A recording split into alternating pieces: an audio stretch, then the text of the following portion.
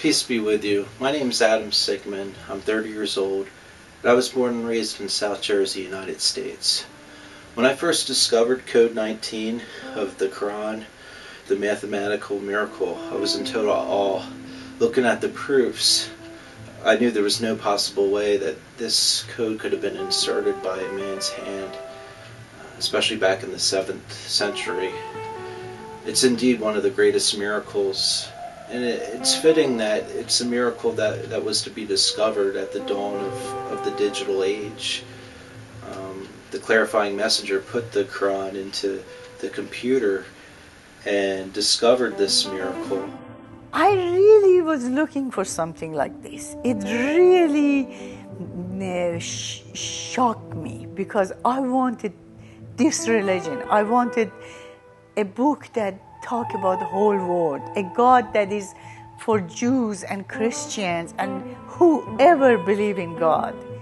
So I started reading Quran, and obviously I found out everything they taught me and everything I knew about Islam in Iran was wrong. And it was exactly different book.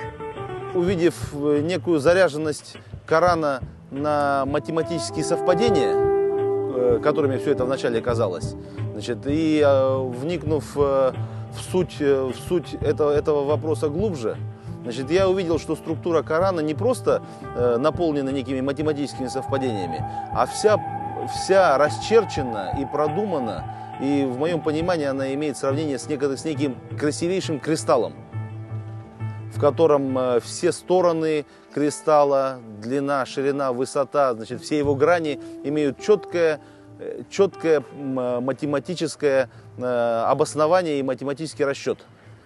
И вот, значит, вот эта красота кристалла определяет, собственно, текст Корана, или Коран определяет математическую красоту кристалла этого. Значит, это все одна вещь, как говорится, one thing leads to another.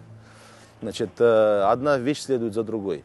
Obviously, the Quran is an incredibly brilliant book that actually comes from God. I mean, all of us are in agreement here on this documentary about that. But I don't know when it comes to really genuinely following God, following the Prophet. There is a real need to think for oneself and to develop one's own individual intellectual views about Quran, about Hadith literature, and to really let that information blossom inside one's own heart. I mean, rather than, we have huge problems with religion being exploited all throughout Muslim countries around the world. I mean, we do have huge problems with terrorism in these countries. We have humongous problems with the oppression of women, with the oppression of religious and ethnic minorities, and that really needs to stop. Все ответы я нашла в Коране. Коран это единственный закон, незапятнанный, чистый, совершенный, идеальный закон от Бога. Не только потому, что сам Бог говорит о том, что это совершенный и незапятнанный закон, а тому есть доказательства, научные доказательства. I used to be Sunni, my family is Sunni, and the transformation has been a little difficult because people actually think I'm crazy. And I've encountered several websites promoting Quran alone. So it says in the Quran, do not uphold what you have no knowledge of, for the hearing, the eyesight, and mind, all are held responsible for that.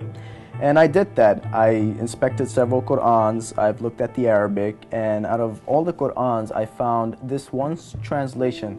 It's called a reformist translation, and you can see Edip Yuksel is one of the translators.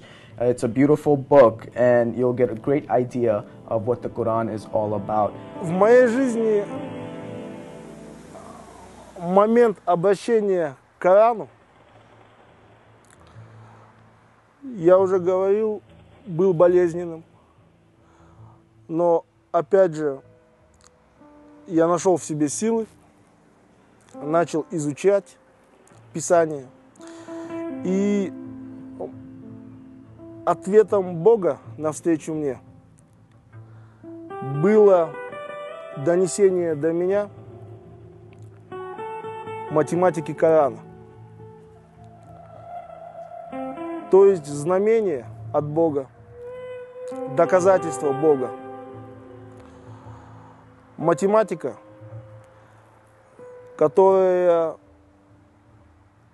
благодаря которой Бог прямо сказал, что Он есть. Whereas when we first started, we thought we were alone. We were like, well, we'll do this no matter what, because this is what we believe is true. But now we found people all over the world are doing the exact same thing, and that's so encouraging. And not only have we found people within the Islamic faith that are doing things like this, we've also found people inside of Christian groups, Jewish groups, Wiccan groups, humanist groups, atheists, everywhere. And that's so encouraging. So now we can experience each other, and we learn not only how to relate to something higher than ourselves, which I call God, which I relate to through the Quran, but that we can also relate to fellow human beings and learn that even if we totally disagree, that we can still have a peaceful outcome.